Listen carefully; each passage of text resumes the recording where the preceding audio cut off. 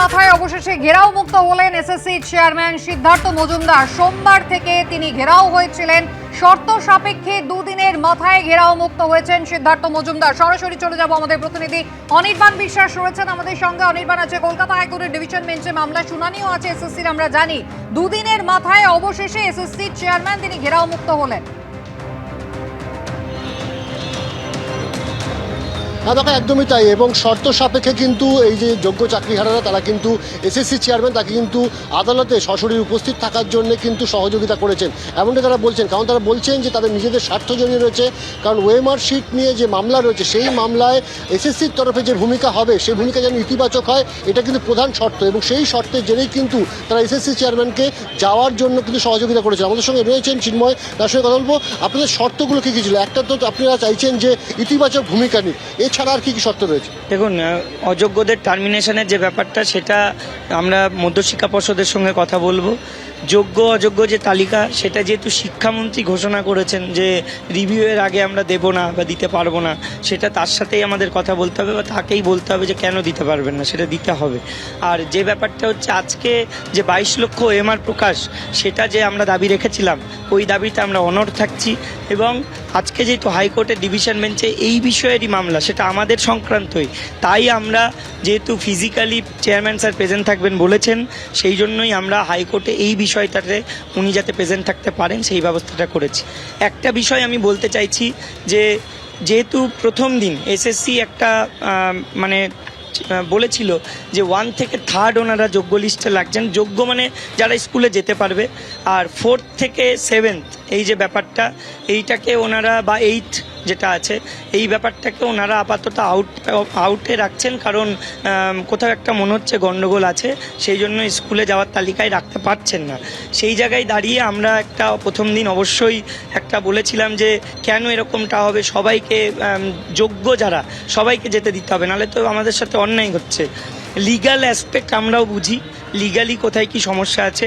তো এই বার্তাটা আমি দিতে চাইছি আপামর যত আমাদের চাকরিহারারা রয়েছেন, যে কোথাও একটা লাইন বা দুটো লাইন সুপ্রিম কোর্টের ভার্ডিক্টে অবশ্যই 4 থেকে 7 কাউন্সিলিং যেটা আছে সেটার বিষয়ে একটু নেগেটিভ আছে, যে ইললিগাল বলেছেন কোনো জায়গায়, বা কোনো জায়গায় বলেছেন হয়তো যে কোনো কিছু যুক্তি সেটাকে অতটা গ্রহণযোগ্য মনে হচ্ছে না, কিন্তু টেন্টেড কাউকে বলেননি।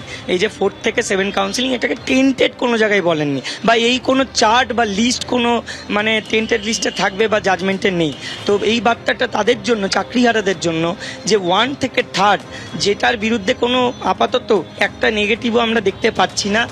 যদি মনে হয়, একজন মঞ্চের কনভেনার হিসাবে বলছি, এই বিষয়টাকে আমরা অবশ্যই আলাদাভাবে দেখব এবং 4 থেকে 7 সেই জায়গাটাকে আমরা একটু আলাদাভাবে দেখব, যাতে আমরা চাই না যে এই যে চাকরিহারাদের একটা গ্রুপ কোথাও গিয়ে এটা যেন একটা দ্বন্দ্বে বা দ্বিধায় বিভক্ত হয়ে যায়, বা কোথাও একটা নেগেটিভ যদি থেকে থাকে 4 থেকে 7-এর ওপর, তার প্রভাব যেন 1, 2, 3-র ওপর না পড়ে। লড়বো আমরা একসাথেই থাকবো। শুধুমাত্র দুটো গ্রুপ আমরা আলাদা করছি, কিন্তু রিভিউ একসাথেই যাব এবং প্রতিটাই আমরা লয়ারের সাথে আগে আলোচনা করব, লয়াররা কিভাবে বলছেন, কি চাইছেন, সেটার ভিত্তিতেই করব। এই নিয়ে বেকার নিজেদের মধ্যে ঝামেলা করার কোনো দরকার। এই মুহূর্তে দাঁড়িয়ে আপনারা কি ডিআই অফিসে যে তালিকা পাঠানো হয়েছে এসএসসির তরফে সেই তালিকার দিকে তাকিয়ে রয়েছে?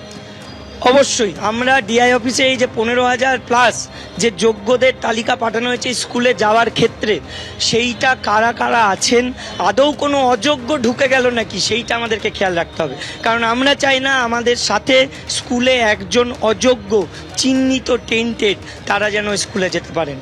আগামী দিনে আপনাদের আন্দোলনের রূপরেখা কি? আপনারা তো চেয়ারম্যানকে আজকে সহযোগিতা করে ছেড়েছেন, এরপর রূপরেখা কি আন্দোলনের? দেখুন, চেয়ারম্যানকে ছাড়া হয়েছে ওই যে বললাম ওএমআর প্রকাশের মামলাটা আছে সেই জন্য।